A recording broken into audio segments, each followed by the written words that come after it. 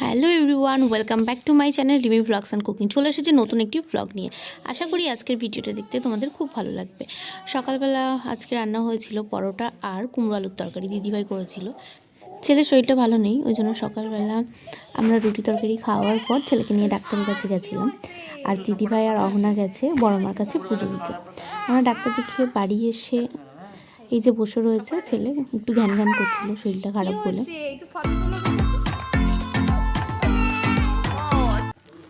দুদিন আগে জ্বর এসেছিল, জ্বরটা কমে গেছে, এখন একটু ঠান্ডা লেগেছে। ডাক্তার বলল ঠিক আছে, ওষুধ দিয়েছে, দেখি ওষুধ খেয়ে কী হয়, তারপর আবার নিয়ে যাব যদি না কমে। দুপুরে রান্না বসিয়ে দিয়েছি। আজকে রান্নাতে হবে ফুলকপি আলুর তরকারি, ডাল আর ভাত, আর সাথে চিপস ছিল। রান্না করতে করতে হঠাৎ চা খেতে ইচ্ছা করলো, ওই জন্য চাও বানিয়ে ফেলেছি। এই শীতকালে না মাঝে মধ্যেই যখন তখন চা খেতে ইচ্ছা করে। আগে একদম চায়ের নেশা ছিল না, এখন প্রচুর আমি চা খাই। কিন্তু র চাটা একদমই ভালো লাগে না, দুধ চাটা বেশিরভাগ খাই, র চাটা মাঝে মধ্যে খাই। আর ফুলকপি আলুর তরকারি প্রায় হয়ে গেছে আমার। আর এদিকে ডাল আর ভাতটাও দেখে নাও একটু।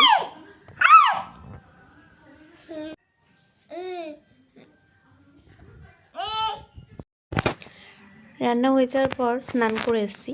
স্নান করে ছেলের কটা কাচাকুচি ছিল, সে কটাই আর কি ছাদে মেলতে গেছিলাম।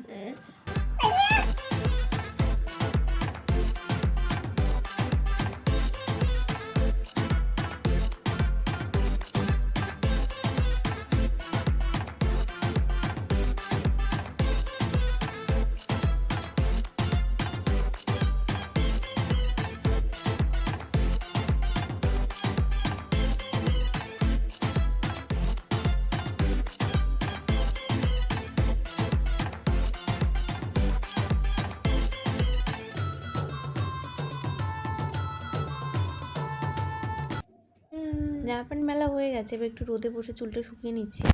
শীতকালে রোদে বসতে ভালো লাগে, কিন্তু বেশি রোদে না, বেশি রোদে বসলে আবার মাথা ব্যথা করে। ওই জন্য বেশিক্ষণ ছিলাম না, 4-5 মিনিট ছিলাম, তারপরে আবার নিচে চলে গেছি। যেগুলো শুকিয়ে গেছে সেগুলো বসে বসে একটু ভাজও করে নিলাম, একটা কাজ হয়ে গেল।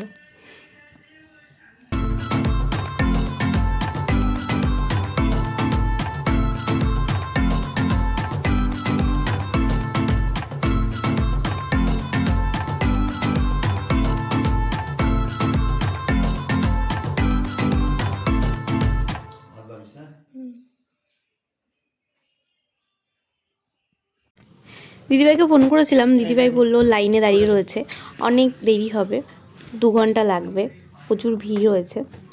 তো সবাইকে আমিই খেতে দিচ্ছি। আমি খেতে দিতে না মোটেই পারি না, বেশ গুছিয়ে পরিপাটিভাবে খেতে দিতে এটা আমার একটু অসুবিধা হয়, কারণ বরাবরই দিদিভাই সবাইকে খেতে দেয়। আমি অনেকবার চেষ্টা করেছি, কিন্তু কিছু না কিছু খুঁত থেকেই যাই আমার খেতে দেওয়াতে। আর এই দিকে ছেলে ঘুমাচ্ছে। সবার খাওয়া দাওয়া হয়ে গেছে। এই গ্যাসটা এবার অবস্থা দেখো, এই বাসন পড়ে রয়েছে, এবার এটা চট করে পরিষ্কার করে নিই, চলো।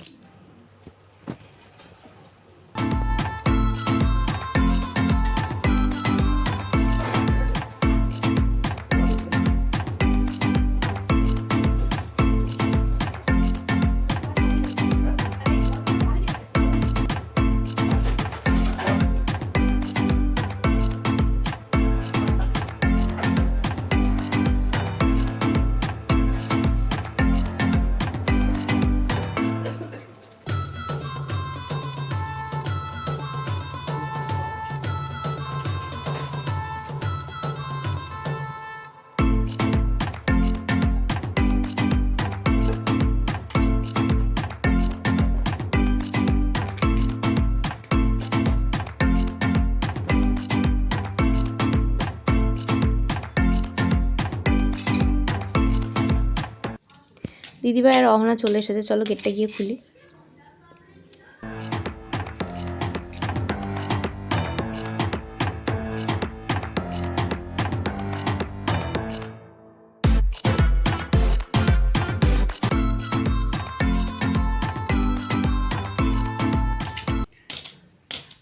এই যে অহনা আর দিদিভাই ফুল ছোঁয়াচ্ছে কপালে। অহনা বরাবরই পাকা গিন্নিদের মতো, মানে দিদিভাইয়ের আগেও ফুল ছোঁয়াবে, দৌড়ে আসলো।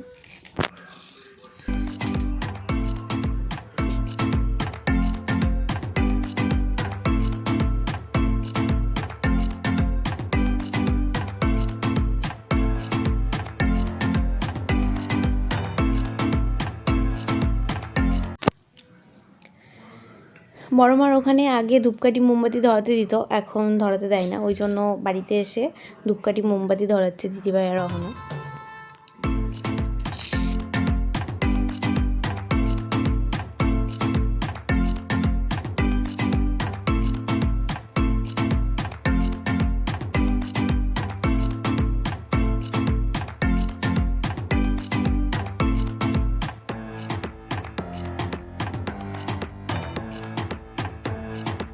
এদিকে আমার গ্যাসের টেবিল পুরোপুরি পরিষ্কার হয়ে গেছে, বাসনও মাজা হয়ে গেছে কমপ্লিট। অহনা বাইকে নিয়ে বসে রয়েছে, অহনা খাবে এবার।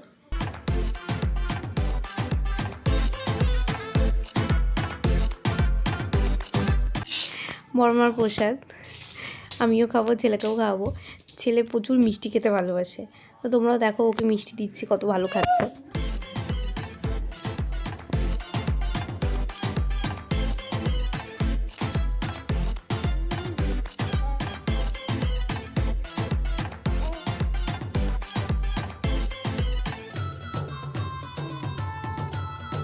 ভিডিওটা যদি তোমাদের ভালো লেগে থাকে প্লিজ আমার চ্যানেলটি সাবস্ক্রাইব করে দিও, আর পাশে থাকা বেল আইকনটি প্রেস করে দিও, যাতে আমি যখনই ভিডিও ছাড়ি আমার ভিডিও নোটিফিকেশন সবার আগে তোমাদের কাছে পৌঁছে যায়।